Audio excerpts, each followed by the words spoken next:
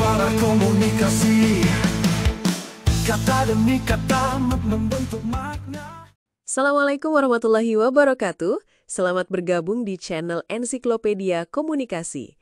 Senang kami bisa mengunjungi Anda untuk menyampaikan informasi seputar dunia komunikasi, baik kaitannya dengan teori, aplikasinya dalam penelitian, dan praktiknya di kehidupan sehari-hari.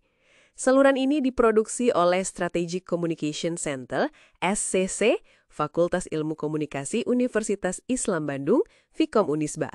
Selamat menikmati dan kami menunggu partisipasi Anda. Terima kasih.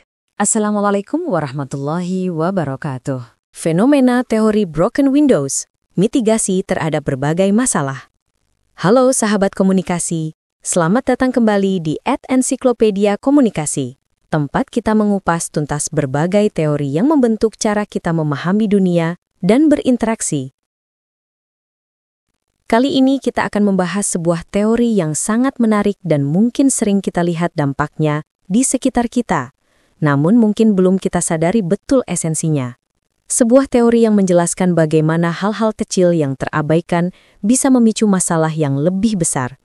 Ya, kita akan berbicara tentang teori jendela pecah atau broken windows theory. Teori ini bukan sekedar tentang jendela yang pecah secara harfiah, melainkan tentang filosofi di balik kerapuhan dan ketertiban sosial. Bersiaplah untuk mendapatkan sudut pandang baru dalam melihat lingkungan dan masyarakat Anda. Asal mula dan gagasan inti. Teori jendela pecah pertama kali diperkenalkan oleh dua kriminolog Amerika Serikat, James Q. Wilson dan George L. Kelling, dalam sebuah artikel berjudul Broken Windows yang diterbitkan di majalah The Atlantic Monthly pada tahun 1982. Gagasan mereka sederhana namun revolusioner, bahwa tanda-tanda kecil dari ketidaktertiban dan kerusakan lingkungan dapat mendorong perilaku kejahatan yang lebih serius. Teori ini menyatakan bahwa tanda-tanda kejahatan, perilaku antisosial, dan gangguan sipil yang terlihat menciptakan lingkungan perkotaan yang mendorong kejahatan dan gangguan lebih lanjut, termasuk kejahatan serius. Bayangkan, sebuah gedung dengan satu jendela yang pecah. Jika jendela itu tidak diperbaiki, apa yang akan terjadi? Kemungkinan besar, orang yang lewat akan berpikir bahwa tidak ada yang peduli dengan gedung tersebut dan tidak ada yang bertanggung jawab. Akhirnya mereka mungkin akan memecahkan lebih banyak jendela atau bahkan melakukan vandalisme yang lebih parah. Ini adalah inti dari teori jendela pecah.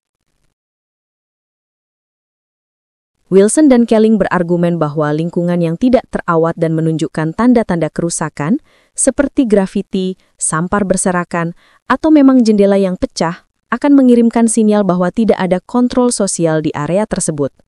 Sinyal ini kemudian akan menarik perilaku antisosial dan kriminalitas, karena pelakunya merasa ada impunitas atau tidak akan ada konsekuensi. Mereka menekankan bahwa membiarkan pelanggaran kecil tidak ditindaklanjuti akan menciptakan atmosfer ketidaktertiban yang mengundang kejahatan yang lebih besar. Ini bukan tentang kejahatan besar, melainkan tentang menjaga ketertiban umum pada tingkat mikro. Penerapan dan studi kasus. Salah satu penerapan paling terkenal dari teori jendela pecah terjadi di New York City pada era 1990-an, di bawah kepemimpinan wali kota Rudy Giuliani dan komisaris polisi William Bratton. Mereka mengadopsi pendekatan zero tolerance atau nol toleransi terhadap pelanggaran kecil. Polisi mulai secara aktif menindak pelanggaran seperti melompat gerbang kereta bawah tanah tanpa bayar, grafiti, pengemis agresif, hingga pemabuk di tempat umum. Fokusnya adalah menghentikan kejahatan kecil untuk mencegah kejahatan yang lebih besar. Apa hasilnya? Angka kejahatan di New York City, termasuk kejahatan kekerasan, mengalami penurunan drastis. Penurunan ini sering dikaitkan dengan keberhasilan penerapan teori jendela pecah.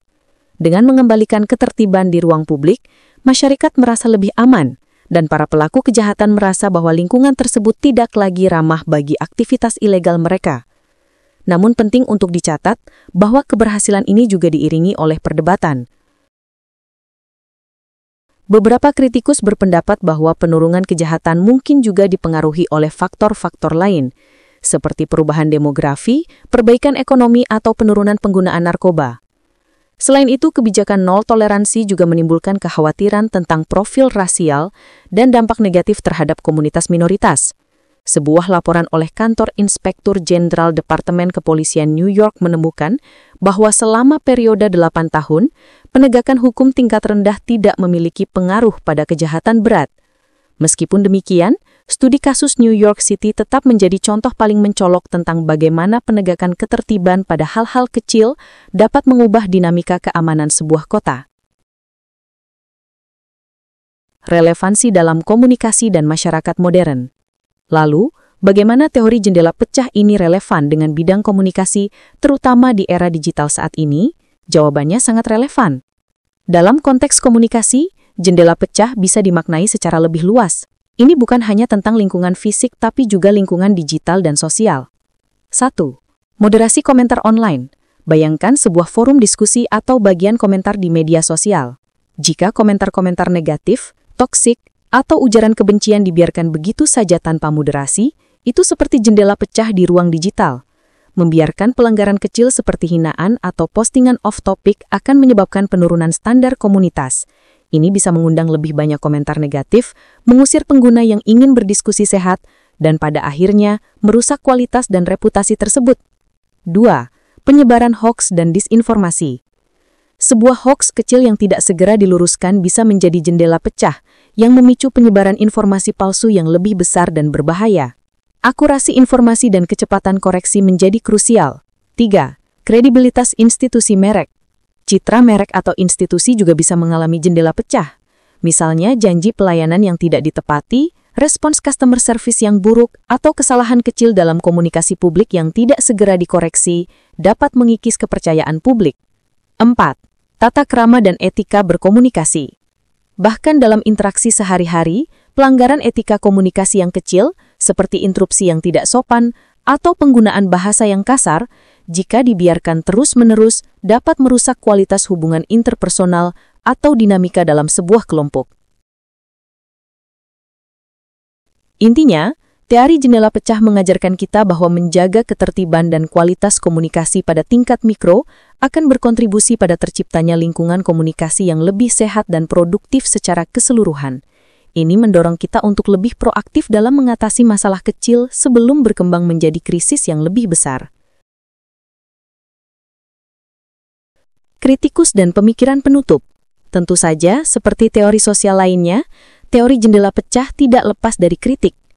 Beberapa kritikus berpendapat bahwa fokus yang terlalu kuat pada ketertiban dapat mengarah pada tindakan kepolisian yang berlebihan, diskriminasi, dan pengabaian akar masalah kejahatan yang lebih dalam seperti kemiskinan atau ketidaksetaraan.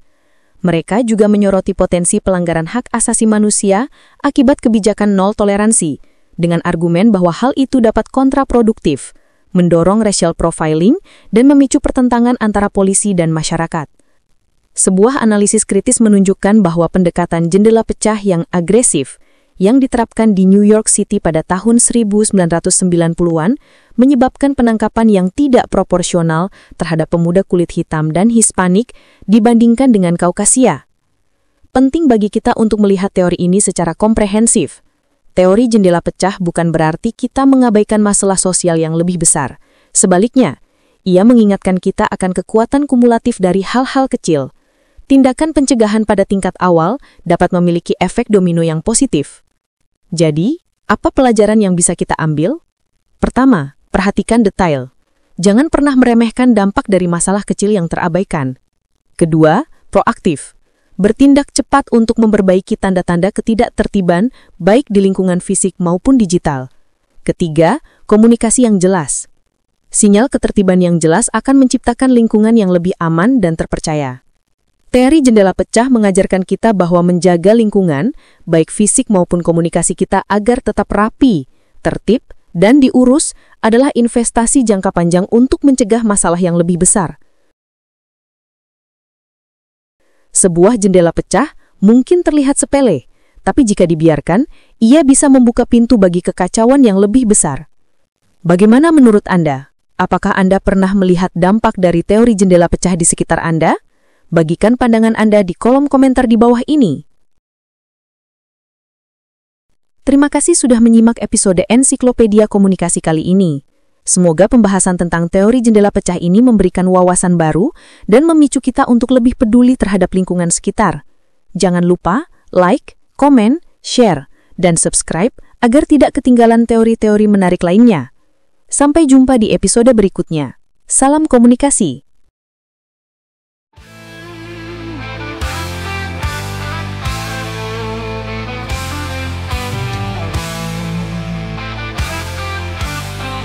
Suara komunikasi, kata demi kata membentuk makna, isyarat dan suara jembatan rasa. Dari teori hingga cerita, ini dunia komunikasi kita.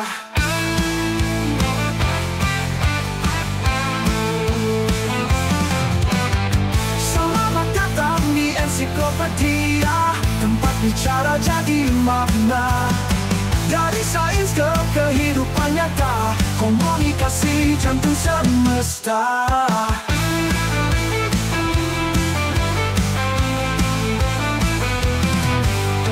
Mari dengar baik pahami setiap pesan yang tersembunyi. Dengan bahasa gerak dan hati, kita saling mengerti.